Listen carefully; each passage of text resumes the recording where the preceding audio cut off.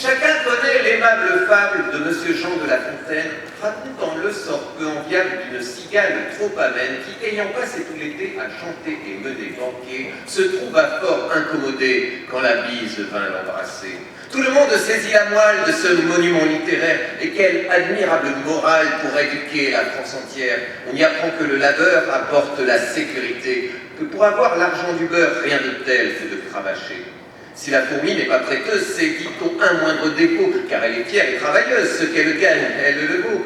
Mais moi je crois que notre amie manque un peu de hauteur de vue, qu'elle se trompe d'ennemi et devrait revoir ses vertus. Car cette histoire en compte une autre, au fort relent démagogique, et se fait l'insidieuse apôtre d'un sophisme idéologique.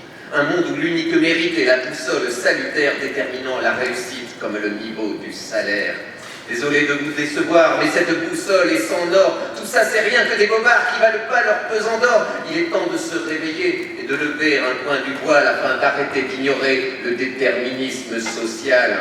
Peu importe les qualités, face à un nom à particules, dans le jeu, les dés sont pipés selon la taille du pécule. Le monde n'est pas séparé entre cigales et fourmis, mais entre ceux qui sont bien nés et les autres moins bien lotis.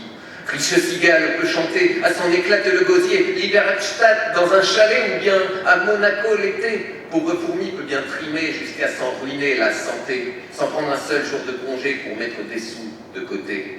Quand leur hiver sera venu, moi je vous laisse deviner qui de crampes sera perclus, qui sera l'heureux retraité.